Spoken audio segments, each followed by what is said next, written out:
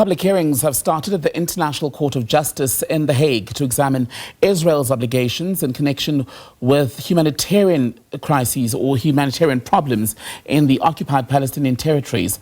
So since March the 2nd, Israel has completely cut off the supply of aid to about 2.3 million Palestinians in Gaza. Now, the case at the ICJ against Israel was initially brought by the South African government, and South Africa is among the countries that later this week will make presentations to the ICJ.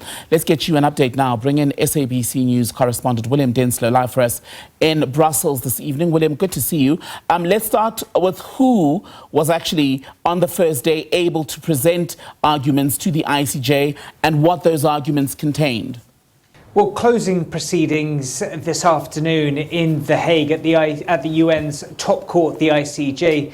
We heard from Malaysia's representative who accused Israel of violating its United Nations obligations. Now, that will be a theme we're expecting throughout this week, as we are expected to hear from roughly 40 different countries, including, as you rightly mentioned, South Africa, expected to address the ICJ Tuesday, the likes of the US and Russia later in the week, as well as China. Now, to kick off proceedings Monday morning at The Hague, we heard from UN officials very much reiterating some of those points raised by Malaysia's representative, saying that Israel had failed to do enough to protect UN facilities as well as UN personnel on the ground in Gaza, citing the nearly 300 UN workers believed to have died in Gaza since October 7th, 2023. Also saying that Israel had a responsibility under the UN Charter to provide the UN with the assistance it needs to conduct its programming on the ground in places like Gaza. UNRWA, for example, provides aid when it comes to schooling, when it comes to medical facilities and food to roughly 2 million people in the Palestinian enclave. As a result of these cuts, we heard from Palestinian representatives, they said that because of Israel cutting off this funding, that babies were being amputated without so much as a single painkiller. And William, as we speak, from the beginning of March, there is a new blockade by Israel on the supply of aid into Gaza. As things stand, Palestinians are having to line up for whatever little food aid there is in the territory. But even the UN has said the little that is available in terms of food and medicine is running out, if it hasn't already in some parts. It's absolutely right. We heard from the World Food Programme late last week saying that they'd had to effectively cease their operations of hot meals and kitchens across Gaza because of that halt to humanitarian aid entering the Palestinian enclave from March 2nd. We heard from the Palestinian representatives at the ICJ saying that Palestinians had effectively been subject to an endless death loop. It was estimated by them that 9 out of 10 people living in the Gaza Strip have no access to clean drinking water. So clear and very loud calls for Israel to revert course.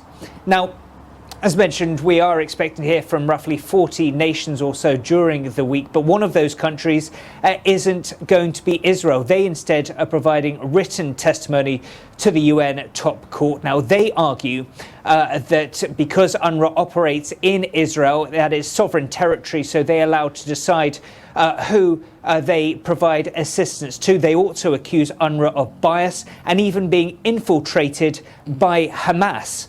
Now, the UN has responded to those assertions by Israel. They say that investigations are ongoing. 10 UNRWA personnel were removed from their jobs as part of that investigation. Essentially, the message from the UN is that it's up to them, not Israel, to decide how they take a course of action against UN agencies. And the challenge here for especially the Palestinian side and countries that have been speaking up for the cause of the Palestinians who are suffering in Gaza and the other occupied territories is that this is likely to be a very lengthy process, because at the end of this, as you were saying, Israel will then have to respond in writing. Do we know how long we might have to wait for the ICJ to decide on the issue of Israel's obligations in terms of humanitarian aid going into the Palestinian territories? Well, these hearings are expected to last until Friday at this early estimate, but I've been speaking to sources at the ICJ and they tell me that it could be months for the 15-member panel of the ICJ to issue an advisory opinion. Of course, this is just one component of the legal wranglings taking place at the UN's top court. Of course, South Africa has been going forward with their accusations, accusing Israel of acts of genocide. So while this ruling on humanitarian aid access, UNRWA access and funding, this is an opinion that could take months. That issue of whether Israel is allegedly committing genocide in Palestinian territories, well, that is a process that could still take years. And while we wait for the official Israeli response to proceedings at the end of this week, even today we've heard from the foreign minister already basically saying this is a discredited process, right? That's absolutely right, and something we've heard time and time again from Israeli officials. They have accused the United Nations of bias, even accusing the Secretary General of the UN of really engaging in incredibly biased and one-sided accounts of developments on the ground. So Israel very much taking proceedings somewhat with a pinch of salt when it comes to these proceedings, saying essentially that the court is stacked against them.